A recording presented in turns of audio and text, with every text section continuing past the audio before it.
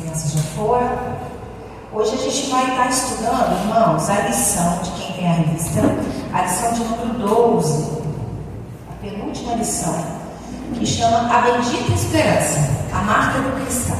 Porém, irmãos, eu fiz um resuminho do que a gente viu até agora, porque para a gente aprender mais e cada vez mais, né, a palavra entrar em nosso coração, o que a gente viu até hoje nessa revista, ela vai fazer mais sentido, né? A lição que a gente vai estudar hoje, a gente fazendo esse resuminho.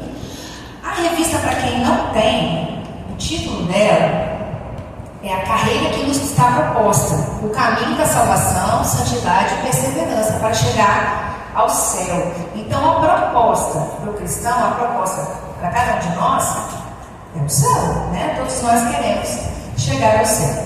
A primeira aula, não sei se vocês vão conseguir ver, eu fiz aqui uma escada com destino, que é o céu. E aqui, é porque ele ficou escuro. Às vezes a gente monta em casa, mas na hora que chega aqui, ele fica um pouquinho diferente, né, a cor? Mas assim, aqui a ideia é de que é um mundo em que nós vivemos. E aqui é um novo nascimento. É a primeira aula dessa revista, quando a gente começou a aprender lá, né, a estudar a primeira lição. Ela começava a falar de um novo nascimento. Por quê? Existem dois nascimentos na nossa vida, né? O nascimento humano, quando a gente nasce lá da mamãe, e um novo nascimento, quando a gente renasce, né? Quando a gente nasce com Cristo. E quando a gente nasce com Cristo, a gente precisa de novos propósitos, a gente precisa de novas condutas, de novos pensamentos, de novas esperanças, né? Então aqui, no novo nascimento, tudo se faz novo para cada um de nós. Eu não coloquei todas as aulas, porque, né, são muitas questões, mas aí eu coloquei algumas para a gente estar fazendo uma revisão. Na lição de número 4, a gente estudou a conduta do cristão, como a gente precisa ser, como a gente precisa fazer. E a gente aprendeu que qual é o melhor modelo para a gente seguir como conduta? Jesus. Né? Então a gente aprendeu nessa aula que o nosso exemplo é Jesus. Na aula 5 a gente aprendeu os 3 inimigos do cristão. Quem lembra? Vou dar uma dica. Um é externo e 2 são internos.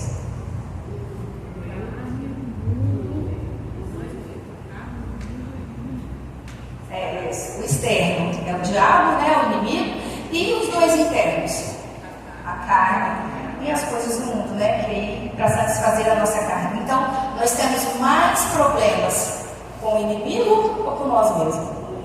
Com nós mesmos. Então, essa aula foi uma aula muito impactante, né, porque às vezes a gente coloca a culpa no inimigo e muitas vezes começa dentro do nosso coração, dos desejos da nossa carne, que a gente vai alimentando. Na aula 6 a gente aprendeu sobre armas espirituais. E algumas armas, as armas que a gente precisa usar, né, as armas espirituais, para que possam nos fortalecer como cristãos. Também são 3. Quem é? A palavra, a oração e o jejum. Boa! 10. Isso aí, a palavra de Deus, o jejum e a murmuração. A gente viu também na aula 7, a murmuração, desculpa, eu já falei a aula 7. A palavra, a oração e o jejum. Na aula 7 a gente aprendeu sobre murmuração. Que, irmãos, é um perigo para o cristão. Muitos escolhidos por Deus se perderam, não chegaram até a prometida, a gente aprendeu nessa aula, porque murmuraram. Então a gente precisa tomar cuidado com esse sentimento que existe dentro de todos nós. Nós, ser humano, ele tem essa tendência a murmurar, a reclamar, né? A não ter gratidão, às vezes. Assim, acho que a primeira coisa que nós precisamos ter é gratidão. Tudo vai ser perfeito? Não vai. Mas a gente primeiro reclama, aí depois a gente até vê o lado bom da coisa, mas primeiro a gente reclama. Então a gente precisa, a gente aprendeu nessa aula que a murmuração é um perigo, que a gente tem que tomar muito cuidado para a gente não perder a nossa promessa. Na aula 8 a gente viu que errar, a gente erra, mas que a gente precisa confessar os nossos pecados, né? Se arrepender e confessar os nossos pecados. Na aula 9, resistindo à tentação, a gente falou exatamente disso. A tentação existe para todos? Para todos. Nós vamos atraídos? Sim, vamos. Mas se pecar, deu ruim? Deu ruim. Mas existe solução? Existe. A gente precisa se arrepender dos nossos pecados, pedir perdão ao Senhor, confessar os nossos pecados, e então a gente volta a ter comunhão com o Senhor. E na aula 10 foi sobre santificação, também um assunto muito importante. A gente precisa buscar diariamente a santificação, porque sem ela ninguém verá o Senhor. E aí hoje, na aula 12, a gente vai falar sobre a bendita esperança. Por que eu fiz esse resumo? São assuntos que a gente não pode tirar os olhos, né? A gente precisa buscar diariamente essas características, o que é perigo para nós como cristãos. Então, por isso que eu fiz esse resuminho, porque a aula seguinte a gente termina e, na verdade, a gente vai estar subindo esses degraus com o destino, né, de todo cristão, que é o céu. Amém? E aqui também, irmãos, eu vou ter a caminhada do cristão, que é o quê? Tudo isso é a nossa caminhada, são os nossos desafios, são as tentações na vida de cada um de nós, né? Então, por isso que esse caminho de todo mundo, às vezes a gente acha que o do fulano é melhor, que eu estou sendo mais perseguido, que eu estou sofrendo mais, mas todos nós passamos por essa caminhada e por esse caminho rumo ao céu. Na aula de hoje, a gente vai estar falando sobre a bendita esperança, a marca do cristão. Aqui a gente vai fazer algumas considerações. Primeiro, esperança. O que é esperança? É esperar algo. Só que quando eu espero, eu estou esperando por algo que irá acontecer, né? Uma esperança. É o ato de esperar, né? Uma coisa boa. Porque quando é uma coisa ruim, não é uma esperança, né? A palavra bendita, antes da esperança, ela já nos dá essa pista que a gente vai esperar por uma coisa boa, feliz, abençoada, né? Afinal de contas, a palavra bendita, lembra isso, né? Feliz, abençoado. A bendita esperança, ela tem que ser a marca do cristão. Por isso que ele vem até aqui como a marca do cristão. Porque a bendita esperança, ela tem que ser a marca, porque quando a gente espera algo melhor, algo que está por vir, o que vocês lembram? O que vocês pensam? Qual é a nossa esperança? O que a gente está esperando? A vida eterna. Exatamente. Assim, friamente dizendo, a gente vai falar a vida eterna, mas agora a gente vai ver que tem vários pontos em relação a isso, né? A esperança, irmãos, essa bendita esperança, ela tem que arder nos nossos corações. A gente precisa ter essa alegria. Lembra que a palavra bendita tem a ver com alegria, né? Com algo abençoado? Então, tirando essa palavra, né? Vamos dizer, da vida eterna, o que mais a gente pode ter nos nossos corações que arde, assim, que a gente sente alegria, que a gente espera? Aí são várias passagens que são bíblicas, né? Por exemplo, uma esperança, uma coisa que eu tento imaginar, recebendo galardão. Imagina, como vai ser? Mas o que vocês, vamos voltar vocês para pensar também, o que pode estar ardendo no coração de vocês essa esperança do que virá, do que está por vir? Pelo Senhor. Isso aí. Mais alguém? Essa esperança, ela tende a nos motivar a viver com alegria, mesmo durante as nossas tribulações. Sim, vamos chegar lá. Que todos temos, né? Isso aí, passamos, né? Eu gosto de pensar assim, no dia a dia mesmo, né? A promessa de que eis que estarei conosco todos os dias.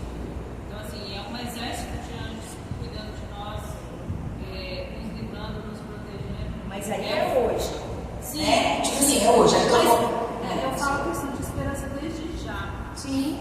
Mas aqui a gente, agora, nesse momento, a gente vai falar o que você espera de que você ainda não viu.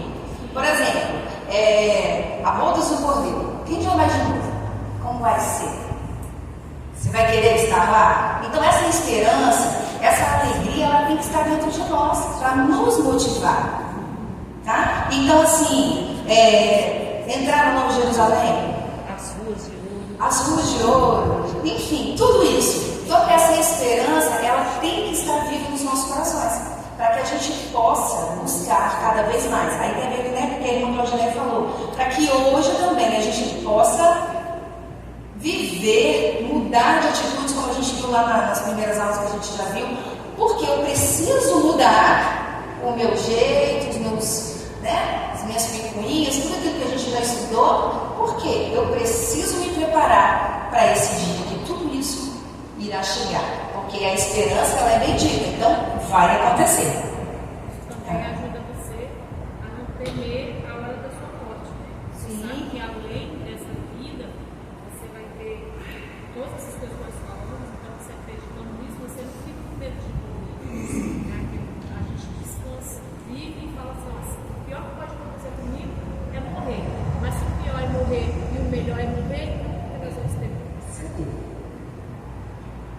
A verdade prática de quem está com a revistinha fala que a esperança cristã, ela é a âncora. Eu grifei, irmãos, porque a gente vai falar sobre isso mais lá na frente, mas isso é muito importante. A esperança cristã é uma âncora que mantém a alma do crente firme diante dos dissabores. Dissabores são as dificuldades, né, em nossa jornada de fé. A âncora, irmãos, ela mantém, os meninos aí dos navios, mantém o navio no lugar, não deixa ele ficar de um lado para o outro. Nós vamos falar mais sobre isso, mas só para a gente estar, como fala na verdade prática, então a âncora serve para fixar, né, para dar uma segurança. Precisamos colocar as nossas esperanças em lugar firme, por isso a palavra âncora. O texto áureo diz que aguardando a bem-aventurada esperança e o aparecimento da glória do grande Deus e nosso Senhor Jesus Cristo. A leitura bíblica, ela vai estar em Romanos 8:18. Eu coloquei aqui, se vocês, quem quiser acompanhar, acho que vai ficar pequenininho, mas eu coloquei só porque se de repente alguém não tiver com a Bíblia, mas ela também está na revistinha, tá? É a leitura aqui da lição. Vamos lá. Porque para mim, tenho por certo que as aflições deste tempo presente não são para comparar com a glória que em nós há de ser revelada. Foi mais ou menos um pouco que a Juliana começou a falar, né, que apesar de todas essas aflições, tudo que nós possamos, cada um de nós aqui pode estar passando por uma situação muito difícil. A gente sabe que nós somos seres humanos, que a gente vai sofrer, mas nada disso é comparado, né, com a glória que há de ser revelada em cada um de nós. Porque a ardente expectação da criatura espera a manifestação dos filhos de Deus. Porque a criação ficou sujeita à vaidade, não por sua vontade, mas por causa do que a sujeitou, na esperança de que também a mesma criatura será libertada da servidão da corrupção para a liberdade da glória dos filhos de Deus. Porque sabemos que toda a criação geme e está juntamente com dores de parto até agora. E não só ela, mas nós mesmos, que temos as primícias do Espírito, também gememos em nós mesmos, esperando a adoção, a saber, a redenção do nosso corpo. Porque em esperança somos salvos. Ora, a esperança que se vê não é esperança. Por quê? O que alguém vê, como esperará?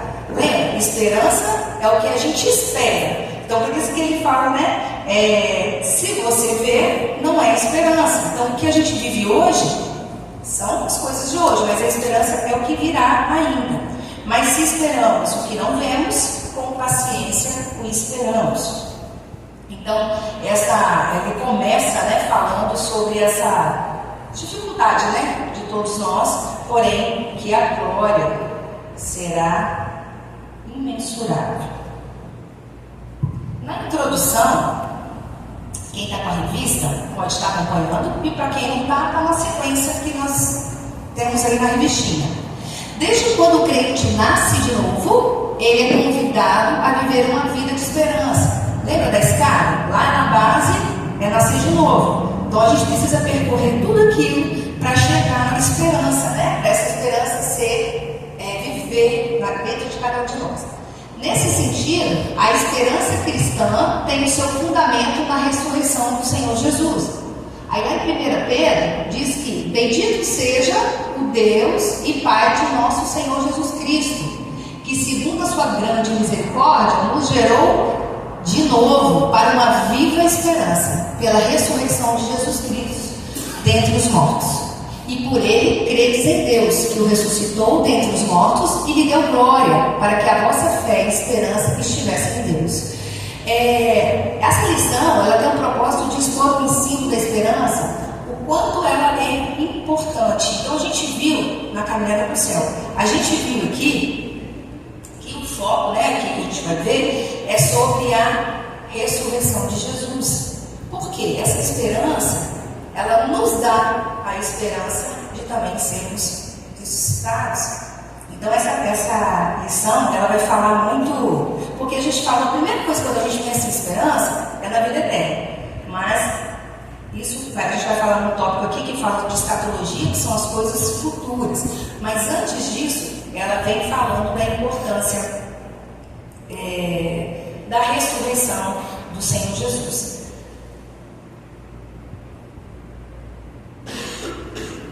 No tópico 1, ele fala assim: para onde aponta a esperança do cristão? E aí? Para onde aponta a nossa esperança? Aí eu coloquei uns dedinhos aqui, dando uma dica, para onde tem que apontar a nossa esperança. Às vezes, queridos, a gente, na caminhada, eu acredito, não sei se alguém vai discordar de mim, mas durante a nossa caminhada, existem momentos que a gente enfraquece espiritualmente, que a gente não deixa de acreditar, mas que a gente desanima às vezes um pouquinho com alguma situação, alguma frustração, quando a gente coloca as nossas esperanças em outra pessoa, por exemplo, quando a gente coloca esperança nas coisas, isso pode nos enfraquecer. E a gente vê aqui que enquanto o mundo está vivendo um caos, olha o que a gente está vivendo: guerra, estamos, corrupção, violência, tantas coisas a gente tem visto. E como que, apesar disso tudo, por que você está alegre? Por que você se alegra? Apesar da gente ligar a televisão, que eu já nem estou fazendo mais, de manhã, por exemplo, o Jornal do Espírito Santo, não dá para ver. É só morte, assalto. Não fala nada, mas nada de bom. Não consegue. Então, assim, a gente vê que o mundo, ele está um caos. A ONU agora, em fevereiro de 2024, o secretário, acho que é, alguma coisa assim, o chefão da ONU, ele declarou que o mundo está passando, ele entrou na era do caos. Isso sai, a ONU emitiu isso, que a gente está na era do caos. Agora, como a gente vive o caos e somos alegres? Por causa da esperança, exatamente. Por isso a importância da gente diariamente praticar isso, a esperança no que está por vir, apesar de tudo isso que a gente está passando, E outra coisa, por causa da nossa esperança, como eu falei, a gente não pode colocar essa esperança, a gente não pode depositar as esperanças no lugar errado, porque aí a gente vai se frustrar. E, irmãos, o Senhor, o que Ele nos prometeu em João 14? Que Ele iria, prepararia o lugar e voltaria. Você crê? Cremos, porque o nosso Deus não mente, O nosso Deus é um Deus que cumpre. Então, os nossos dedinhos têm que estar para o céu. Dentro desse tópico, aí vem 3 subtópicos. Um vem dizendo a esperança cristã. De acordo com o Novo Testamento, a esperança é uma expectativa favorável e confiante. Então a esperança sempre vai ser uma coisa boa, que se fundamenta ao que não se vê, ao futuro. Romanos 8:24 é aquilo que nós lemos lá no final. Porque em esperança somos salvos. Aquilo que eu não vejo não é esperança. Do ponto de vista bíblico, a esperança é a confiança no cumprimento de uma grande expectativa. Então, na verdade, o que a gente cria, aquilo que a gente falou lá no comecinho, de todos esses cenários que a gente imaginou, das ruas de ouro, enfim, de tudo que a gente imaginou, é uma grande expectativa. Nós não sabemos, nós nem conseguimos imaginar. Alguns até desenham, A gente vê, principalmente na Bíblia das crianças, tem lá a cidade celestial, desenho, mas a gente não consegue imaginar como vai ser grandioso. Então, isso é uma grande expectativa para cada um de nós. Alguém quer comentar alguma coisa? Márcia, essa semana eu vi um vídeo criado pela inteligência artificial mostrando a cidade, a Nova Jerusalém. Gente, é um negócio que quem quiser procurar é só perguntar o que ele vai te dar. É a coisa mais emocionante, assim, são coisas que os nossos olhos veem hoje, mas a gente sabe que está muito além disso, muito. Mas é muito lindo de se ver. Só de imaginar já é. Maravilhoso. No subtópico 2, ele vai falar sobre a esperança nas cartas do apóstolo Paulo. Então, se vocês olharem ali, ele vai falando vários. Eu coloquei aqui resumidamente. Quem puder ir abrindo nesses 3 textos amarelinhos, esse a gente vai ler. O assunto da esperança, ele está bem presente nas cartas de Paulo. Paulo fala de vários itens relacionados à esperança. O primeiro que ele fala é na ressurreição dos mortos em Cristo. Quem abriu? 1 Tessalonicenses. E dele dou testemunho de que muito se preocupa por vós, pelos de Laodiceia e pelos de Hierápolis. Saúda-vos, Lucas, o médico amado, também deles. 1 Tessalonicenses 4, 13, 14. Eu está assim, irmãos, não queremos que vocês ignorem a verdade a respeito dos que dormem, para que não fiquem tristes como os demais que não têm esperança. Pois se cremos que Jesus morreu e ressuscitou, assim também Deus, mediante Jesus, trará na companhia dele os que dormem. Isso aí, essa Eu peguei aqui o 1 Tessalonicenses. Então ele fala da ressurreição de Jesus, né? Aí ele fala também, se vocês depois tiverem interesse, lá em Atos, ele fala do cumprimento da promessa, ele fala da esperança da justiça, da esperança do evangelho, do arrebatamento da igreja, da vocação e a esperança da vida eterna. Tito 1 e 2.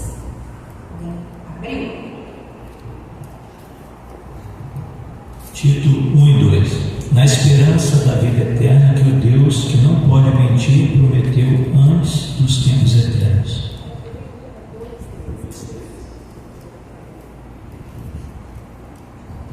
Tito 2,13. Aguardando a bendita esperança e a manifestação da glória do nosso grande Deus e Salvador Cristo Jesus. Aguardando, imagina, irmãos, a glória do Senhor. Então, nessas passagens, Paulo fala de várias esperanças. Por exemplo, quando ele fala aqui da promessa, ele está falando que ele está sendo julgado, inclusive. Aí ele fala que ele está sendo julgado porque ele defende a promessa, né? E aí ele fala para o rei Agripa, acho que ele está sendo julgado por causa da promessa. Ele cita essa palavra, por isso que eu não peguei todos os textos, tá? No subtópico 3 diz Deus, o autor da nossa esperança.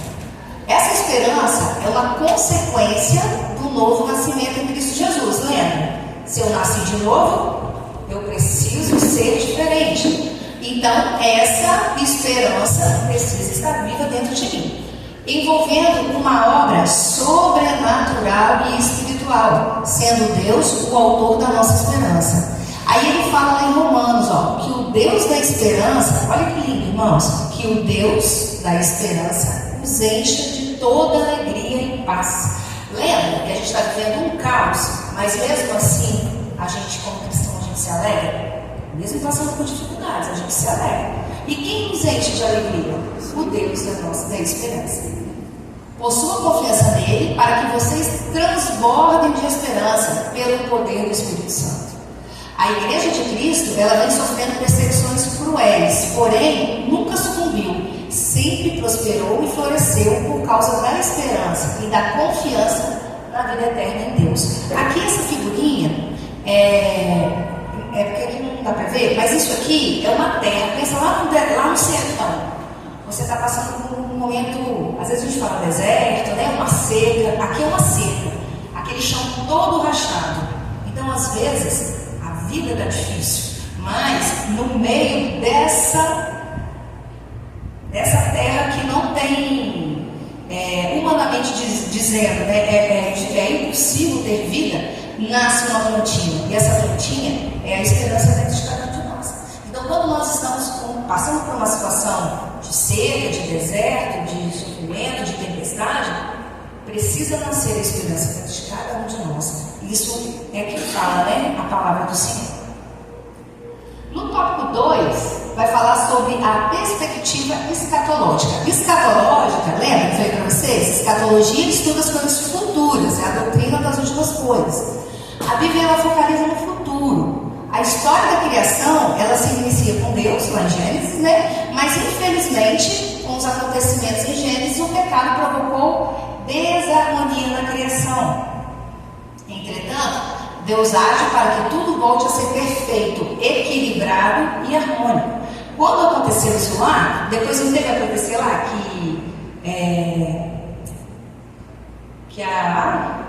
que o filho vai pisar na cabeça da serpente, uma promessa, uma profecia para a vida de Jesus. E aí, falando em profecia, acho que até no outro tópico, eu busquei essa informação, não vou falar números para vocês, mas não foi uma fonte, não vou falar que a palavra seja segura, mas oscila muito os números. Mas então eu vou falar de uma pessoa que eu vejo que tem seriedade.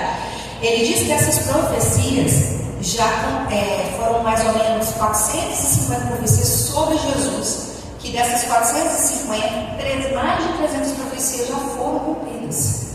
Então, a profecia como um todo, né, com todas as promessas, é um número muito maior. Mas falando disso, já é um número bem próximo do total, assim, que já aconteceu. Então é a prova de que está perto, está chegando, né?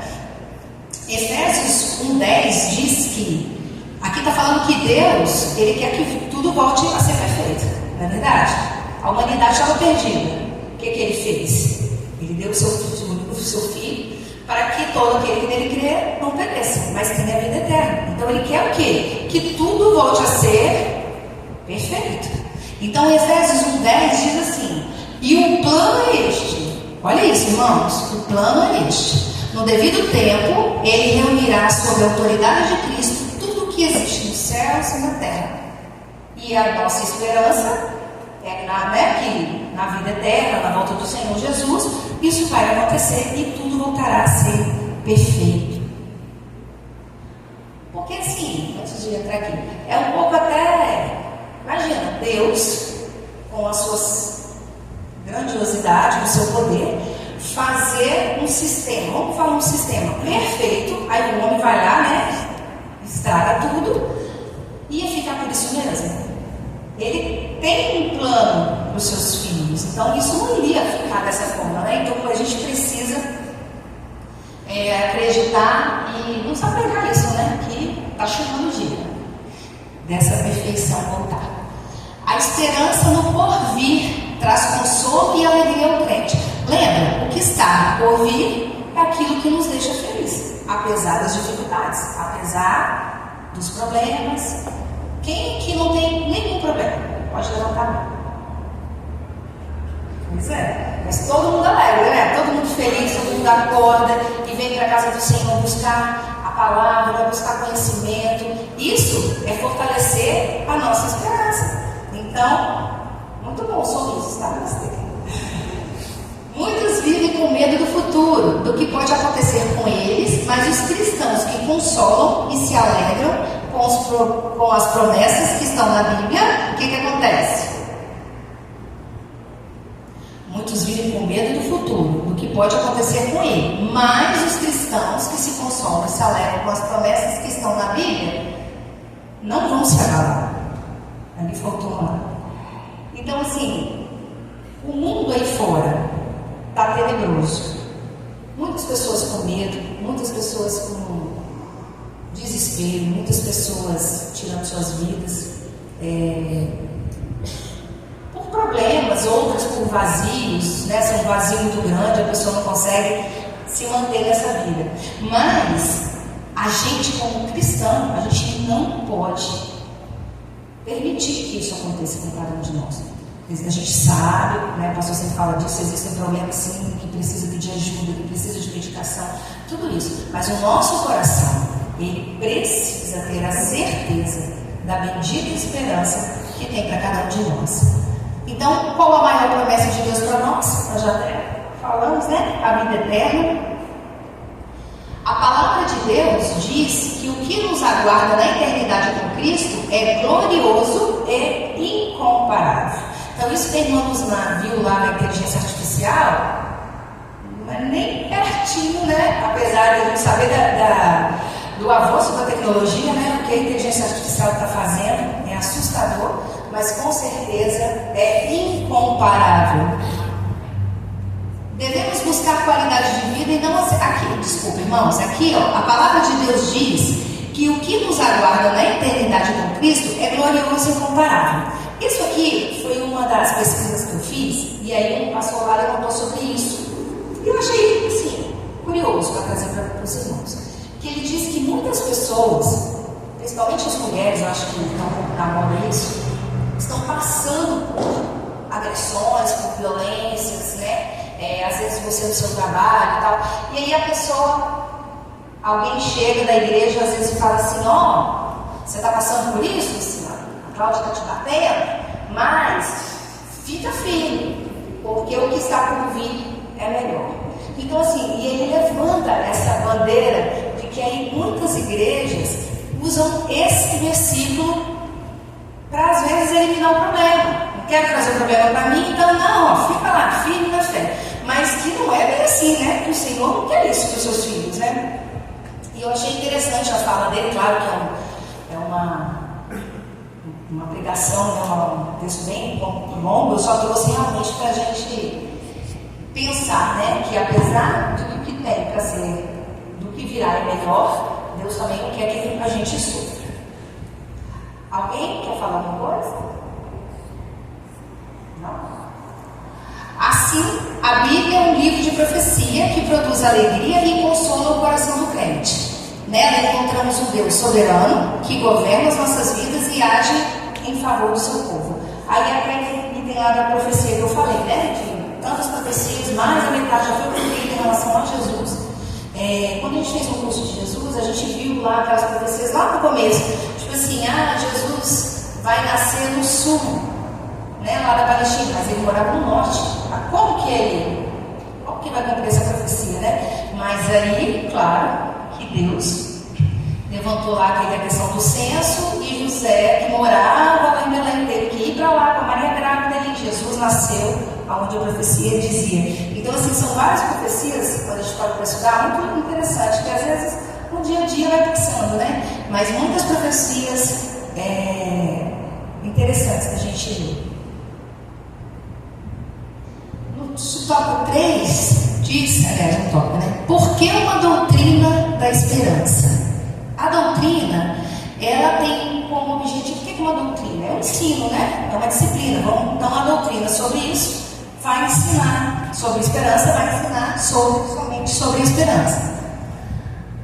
A razão de termos a doutrina da esperança é porque confiamos na promessa da ressurreição dos que morreram em Cristo e da transformação dos que estiverem vivos na sua volta, né? Porque quem estiver morto será ressuscitado, e quem estiver vivo terá seu corpo glorificado.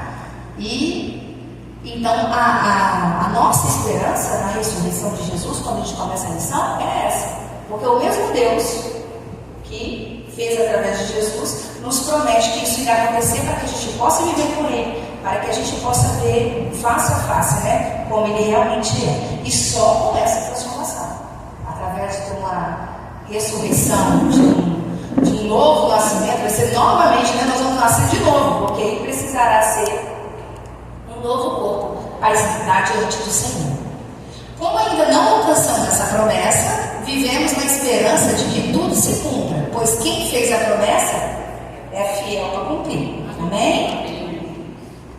No tópico 3, a gente vai falar sobre a esperança cristã como âncora. Lembra da âncora? A gente vai falar agora sobre a âncora, a importância. Nossa esperança como âncora. Podemos descrever a âncora como uma pesada peça de ferro, com uma corrente. Algumas fotos a gente vê com corda. Existe com corda, mas é só com corrente a âncora. Corrente. Porque a gente não vê às vezes assim, parece que elas... eu já vi dessa, não. Então, com uma corrente lançada ao fundo do mar para manter o navio parado. Tem uma passagem de Paulo, que ele está numa viagem, e é onde o mar está muito revolto, e eles lançam, né, a corrente para que esse mar não seja, esse barco não se bata lá nos rochedos e tal, e seja destruído, né? Então a âncora, a gente pensa nisso, no momento de turbulência, ou no momento em que chegar no local onde ele quer ficar firme, essa âncora é lançada. Então, o escritor dos Hebreus descreve a esperança como uma âncora do barco, não, da nossa alma, segura e firme, durante a jornada com Cristo. Então, no mesmo percurso que o barco faz no mar revolto, a âncora da nossa alma, na nossa trajetória lá rumo ao céu. Então, vai acontecer turbulência, ventos fortes, vai. Aí é a hora da nossa âncora estar firmada em Jesus. Ela representa tudo que sustenta e estabiliza a alma do crente em tempo de incertezas, né? De turbulência. Agora, por que a esperança do crente é a melhor? Às vezes, se você for conversar com uma pessoa que não é crente, ela vai defender que ela pensa, o que ela defende é melhor do que a nossa. Essa esperança que traz certeza à nossa alma, a alma do salvo, não pode ser comparada com a esperança dos ímpios. Olha o que alguém pode abrir para mim, Efésios 2,12. O apóstolo Paulo afirma que sem Cristo não há esperança para o ser humano. Por quê? Não há esperança. Fica um vazio. Alguém abriu Efésios 2? Naquele tempo, estáveis sem Cristo, separados da comunidade de Israel, e estranhos às alianças da promessa, não tendo esperança e sem Deus. Não tendo esperança, porque eles estavam sem Deus. Nesse momento, irmãos, quando eu coloquei aqui entre parênteses, fica um vazio no peito para lembrar, porque às vezes a gente programa, chega aqui, a gente fica nervosa e esquece. Então, quando não existe Deus, não existe a esperança. E quantas pessoas a gente vê aí nos noticiários, a pessoa é rica, falo isso aqui algumas vezes, a pessoa tem tudo o que a gente acha que seria o suficiente para uma vida feliz, e de repente essa pessoa aparece morta, ela tira a vida, ela, sei lá, vai na ponte, aí você fala assim, mas por quê? Olhando, parecia uma vida tão boa. A pessoa mora de frente à praia, a pessoa tem iate, a pessoa tem isso aqui, tem isso aqui. Aí você vai ver, a vida da pessoa não tem esperança, porque não tem Deus. E aí essa pessoa tem um vazio dentro dela, porque Deus não está com ela. Podemos dizer que toda esperança fora de Cristo é vazia, sem sentido. Já a esperança em Cristo é segura, consoladora e com propósito. Olha o que está lá em Colossenses 1,27. O plano de Deus é fazer com que o seu povo conheça esse maravilhoso e glorioso segredo que Ele tem para revelar a todos os povos. E o segredo é: Cristo está em vocês, o que lhes dá a firme esperança de que vocês tomarão parte da glória de Deus. Esta certeza, essa esperança nos faz sentir alegres, cheios, mesmo não estando cheios, né? Se sentindo gratos, mesmo não tendo tudo. Mas nós temos o melhor, que é a esperança da vida do Senhor, que é a esperança da vida eterna. Então tudo isso precisa nos encher, né? No subtópico 2 diz por que a esperança é melhor, voltou, desculpa. O 3, mantendo firme a esperança. A luz do Novo Testamento afirma que a segunda vinda de Cristo é o grande motivo para o crente permanecer firme e manter a sua esperança. Alguém tem dúvida que Jesus vai voltar? Não, ninguém tem. Então nós cristãos, isso nos faz ficar firmes, né, no caminho, firmes na esperança de que o Senhor está às portas aí para voltar. Os discípulos de Cristo entendiam que a sua vinda aconteceria a qualquer momento. Semelhantemente, devemos estar de prontidão, aguardando o dia em que o nosso Senhor arrebatará a sua igreja. Posso esperar para daqui a pouco? Ah, não, vou aproveitar mais um pouco o mundo. Né? Daqui a pouco eu me converto. Aí vem para a igreja, aí, mas lá estava tão bom, aí volta para de novo. Ah, não, vai voltar ainda não, falta um monte de coisa para acontecer. Quando estiver na porta de acontecer, eu volto. Pode ser tarde, irmãos. A gente não sabe o dia e nem a hora. Lucas 18, por favor, alguém puder abrir? Sim, e tem a questão, né? Jesus pode não voltar, mas ele pode voltar para a gente, que a gente morre e vai encontrar com ele. Então, assim, Jesus pode não voltar hoje, mas eu posso ir embora hoje. Sim. Não sabemos o dia nem a hora que o Senhor virá, mas a nossa parte é manter a nossa esperança viva e firme. Lucas 18.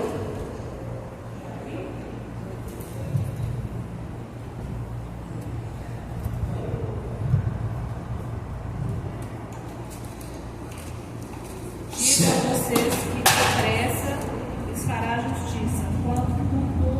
Quando o Filho do Homem vier, será que ainda encontrará fé sobre a terra? Quando o Senhor Jesus voltar, encontrará fé em cada um de nós? Estaremos firmes no caminho do Senhor, subindo aquela escadinha? Eu já até acho que eu comentei aqui, na festa das crianças, o Josué levou para ministrar lá para as crianças uma foto de um quadro que eu sempre me recordo quando eu era criança. Eu falei com ele, poxa, quanto tempo que eu lembro desse quadro, eu nunca mais tinha visto, eu já procurei, não tinha achado a figura. Que é a porta larga e a porta estreita. Aí a porta estreita é pequenininha, a porta larga é aquela rua bonita, lisinha, né? E a porta estreita com pedras, né? Com lugares mais gramados, assim, que vai escorregar, pode cair, tudo isso. E aí, quando eu fui escolher aquela figura para fazer, eu falei, não posso, tinha um caminho reto final, que pelo menos uma escada, né? Porque o nosso caminho rumo ao céu não é tão lisinho assim, é tão fácil de percorrer. Então, por isso que eu botei a escadinha lá. Então, precisamos manter firme a nossa esperança. Irmãos, agora, deixa eu passar aqui para vocês rapidinho. Onde eu coloquei. Só que acho que tem mais do que previsto 30. Quem tiver mais de um na família, passa para trás aí para mim. É um para cada um. Só que quem tiver não, são 30 só. Então, acho que para você está fácil. Só os meninos que vão. É uma dinâmica bem simples.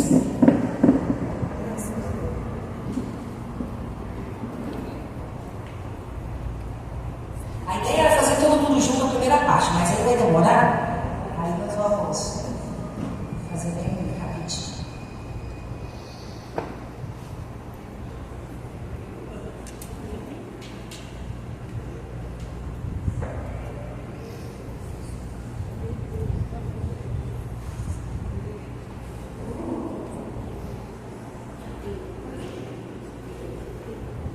Vocês lembram que a gente leu que na palavra está dizendo sobre âncora, né? Que ela tem que estar, que a nossa esperança tem que ser como uma âncora, porém a nossa alma. Então, seria todo mundo junto, mas de repente, como vai perder, eu vou deixar só para o final de vocês, tá? Vou fazer sozinho. Vamos imaginar que aqui a minha empresa, eu sou uma pessoa com muito dinheiro, muitos bens, empresa grande, tem mais de 1000 funcionários, carros, jatinho, tem tudo.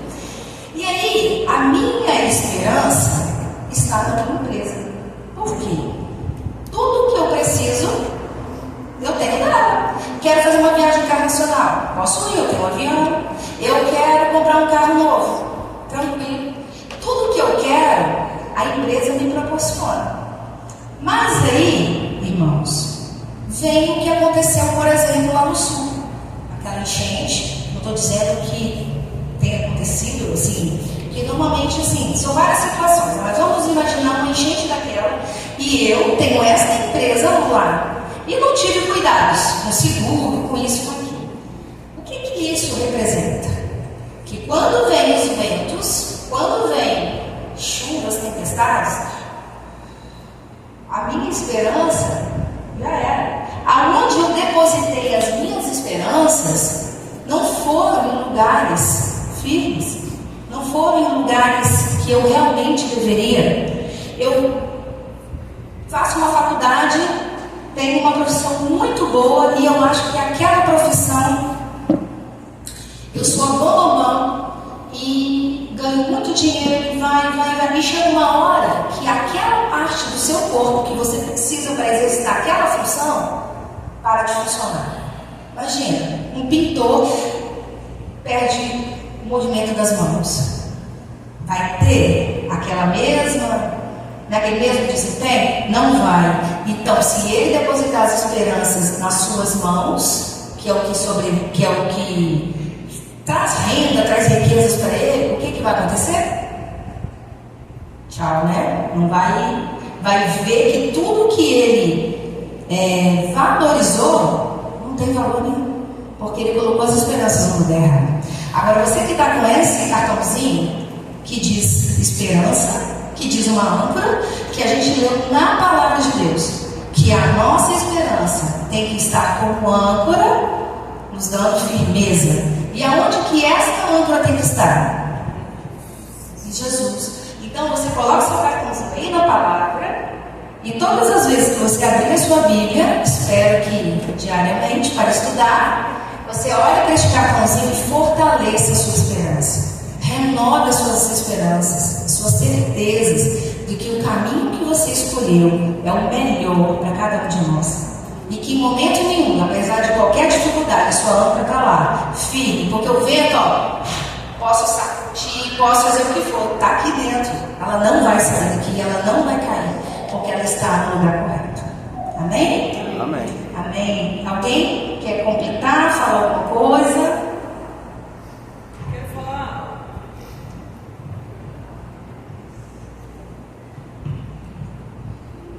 Há uma grande diferença. Eu sou muito contra essa palavra de a gente ser âncora. Por quê? Porque é uma grande diferença entre estar, a palavra diz a gente tem que estar, né? E não ser. Porque tem gente que se coloca mesmo como uma âncora e não sai do lugar. Estar é uma questão de momento, mas a nossa esperança é a rocha, que é Cristo. Permanecemos nela, né? E a âncora é justamente para dar estabilidade em momentos como a Márcia falou, né? Tempestades, lutas e tudo aquilo que tenta nos desestabilizar. É importante estar assim como âncora, mas não ser como âncora. Mas a única parte que ela está falando é Jesus, não nós. Sim, isso aí. Jesus. Que é o que fala em Hebreus, Mas né? eu não vejo Jesus como um. Eu entendo o que a irmã falou, porque muitas vezes, se você se fundamentar numa âncora, a mesma coisa, muitas vezes você está no fundeiro, é um piscinarinho fica atracado esperando a chamada para o corpo. Às vezes é necessário uma mudança, que existe aqui a corrente, o vento, ele se desloca. Então essa âncora não é firme. A firmeza da âncora é o que ela falou. Falei, né? Que Jesus, a gente só usa esse texto porque aqui em Hebreus ele diz que âncora da alma segura e firme, para que a gente fique firme, né? Como a âncora que dá estabilidade para o navio, só a colocação. Só para frisar a figura de uma âncora, como por exemplo, uma cria uma direção, uma coisa assim, coisa fora de série. Então uma âncora, por mais que ela seja imensa, aquela âncora, de acordo com a circunstância do tempo, ela não consegue segurar o navio. Ela desloca, ela faz um deslocamento do navio. Agora, quando essa âncora, quando esse navio está na âncora sólida da vida, que é Jesus, ele jamais vai mudar de direção. Nesse sentido. E eu vejo também assim, nós somos o barco, a nossa âncora. Nós podemos balançar. Mas não vai virar. Firmado na rocha. Ilustração falando. Inclusive, o texto ele até fala sobre isso, né? Que vai acontecer tempestades, o barco vai balançar. Ninguém disse que vai ser, mas quando a nossa âncora está firmada em Jesus, a gente não vai virar, né? Não vai naufragar. É aquele texto, né, Marcinha? Eu vou de 10 mil do esquerdo, não será? Isso aí, tá, irmã? A âncora está simbolizando Jesus na nossa vida e diz que nós não podemos ficar parados. A gente vai se movimentar para poder estar construindo, aprendendo, errando, acertando, mas firmado nele. A âncora vai preparar, deixar direcionado. Mais alguém? Passa a palavra, pastor.